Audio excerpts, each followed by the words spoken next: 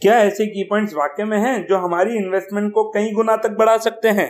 जी हाँ दोस्तों, मैं हरीश देवगन स्वागत करता हूँ आपका आप ही के channel stock trading by Devgan में। दोस्तों, आज मैं आपको 4 ऐसे की पॉइंट्स बताने जा रहा हूँ जो आपकी इन्वेस्टमेंट साइकोलॉजी को और बेहतर बना देंगे। तो वीडियो काफी इंटरेस्टिंग होने वाला है, इसे एंड तक जरूर देखिएगा। तो दोस्तों, पहला की पॉइंट है future vision versus past financial data.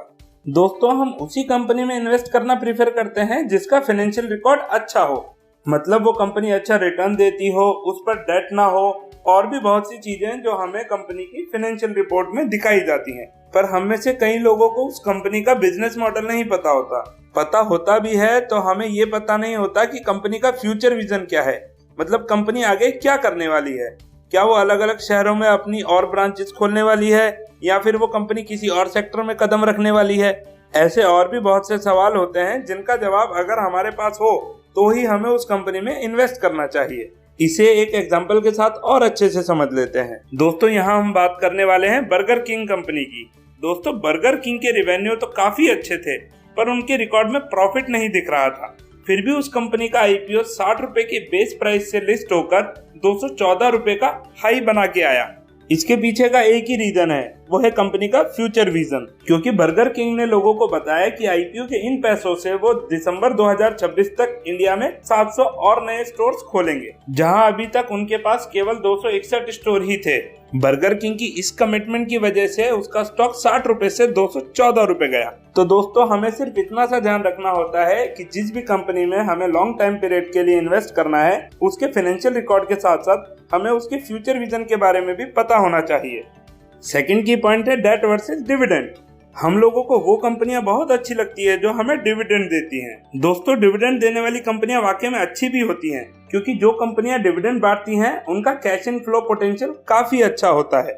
लेकिन दोस्तों, आपने देखा होगा कि कई कंपनियां जिन पर काफी डेट होता है या फिर उनको बिजनेस में काफी लॉस होता है, फिर भी वो कंपनियां सिर्फ अपने इन्वेस्टर्स को खुश रखने के लिए हर साल डिविडेंड देती हैं। इसका बेस्ट एग्जांपल है आधे से ज्यादा पीएसयू कंपनीज।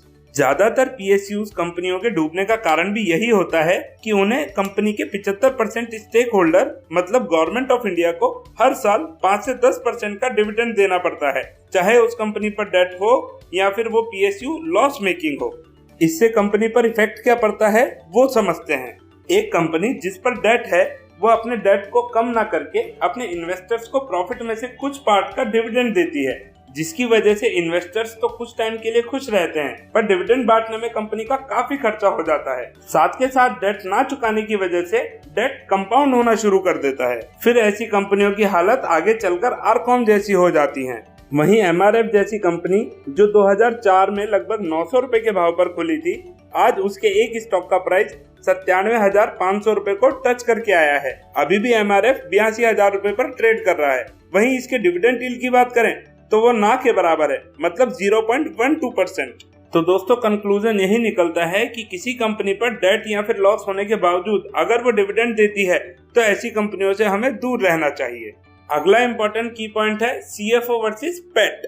दोस्तों, यहाँ सीएफओ का मतलब कैश फ्लो फ्रॉम ऑपरेशंस होता है और पैट का मतलब प्रॉफिट आफ्टर टैक्स होता है। हम में से कई लोग पैट के बारे में तो अच्छे से जानते होंगे कि किसी कंपनी ने इतना प्रॉफिट किया, वो भी सारे एक्सपेंसेस, सैलरी और टैक्स डिडक्शन के बाद।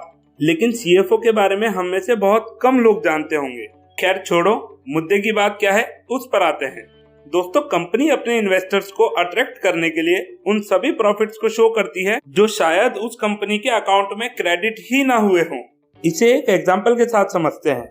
एक कंपनी ने 100 एसी बनाए और उन्हें डिस्ट्रीब्यूटर्स को और होलसेलर्स को आगे बेचने के लिए दे दिया। एक सुनील नाम के होलसेलर ने उस कंपनी से 100 में से 30 एसी ले लिए, जिनमें 20 एसी के पैसे तो उसने कंपनी को दे दिए, पर बाकी 10 एसी के पैसे वो इन्हें सेल करने के बाद देगा, ऐसा उसने कंपनी को कहा। अब वो सुनील नाम का होलसेलर दुकान छोड़कर भाग गया, पर कंपनी अपनी फाइनेंशियल रिपोर्ट में 100 एसी की सेलिंग दिखाएगी।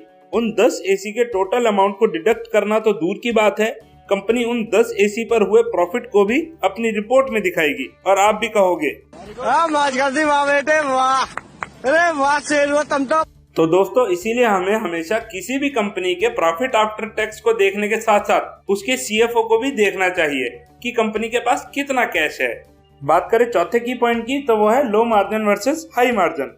अक्सर हम सब लोगों का यही मानना होता है कि हाई मार्जिन वाली कंपनीज हमें ज्यादा प्रॉफिट देती हैं। मतलब अगर कोई 100 रुपए में बना हुआ प्रोडक्ट 180 रुपए में बिकेगा तो मार्जिन ज्यादा होगा और प्रॉफिट भी ज्यादा होगा। वही 100 रुपए की चीज 120 रुपए में बेचें तो मार्जिन के साथ साथ प्रॉफिट भी कम होगा। पर दोस्तों, हाई मार्जिन से हुआ प्रॉफिट लंबे समय तक नहीं टिक पाता है। जैसे एयरटेल, वोडाफोन जैसी कंपनियां पहले 350 रुपए में 1 GB 3G नेट देती थी, तब उनके काफी मजे थे। लेकिन जियो के टेलीकॉम सेक्टर में कदम रखते ही बाकी सारी टेलीकॉम कंपनियां बर्बाद हो गई, क्योंकि जियो काफी सस्ता नेट प्रोवाइडर था और उसके प्रॉफिट मार्जिन्स भी काफी कम थे। वहीं अगर एयरटेल, वोडाफोन जैसी बड़ी कंपनियां हमें पहले से ही कम मार्जिन पर इंटरनेट देती तो ये कंपनियां कभी नुकसान में ही नहीं जाती। तो कंक्लूजन यही निकल के आता है कि हमें हमेशा उन्हीं कंपनियों में निवेश करना चाहिए जिनमें कम मार्जिन हो, क्योंकि कम मार्जिन वाले बिजनेस में नए कॉम्पिटिटर्स के आने की संभावना काफी कम हो जाती है। तो दोस्तों, इन 4 की पॉइंट्स को हमें अच्छे से समझ लेना चाहिए कि किसी भी कंपनी के फाइनेंशियल के साथ साथ हमें उसका फ्यूचर विजन भी पता होना चाहिए। अगर कंपनी पर डेट होने के बाद भी वो डिविडेंड दे रही है तो ऐसी कंपनियों में निवेश नहीं करना चाहिए। कंपनी के प्रॉफिट आफ्टर टैक्स जैसे पॉइंट्स को देखने के साथ साथ हमें उस कंपनी का कैश इन फ्लो देखना चाहिए और हमेशा लो मार्जिन वाली कंपनियों में ही निवेश करना चाहिए। मतलब अगर हम इन चारों की पॉइंट्स को ध्यान में रखकर इन्वेस्टमेंट करेंगे तो हमारी इन्वेस्टमेंट काफी हेल्दी और वेल्दी होगी। आज के वीडियो में बस इतना ही। आशा करता हूँ कि आपको ये की पॉइंट्स अच्छे लगे होंगे। इसी बात पर वीडियो को लाइक और शेयर करना ना भूलें और हमेशा अपने भाई का साथ बनाए रखें। जल्दी मिलेंगे एक और अच्छे वीडियो के साथ। धन्यवाद। आपका दिन शुभ रहे।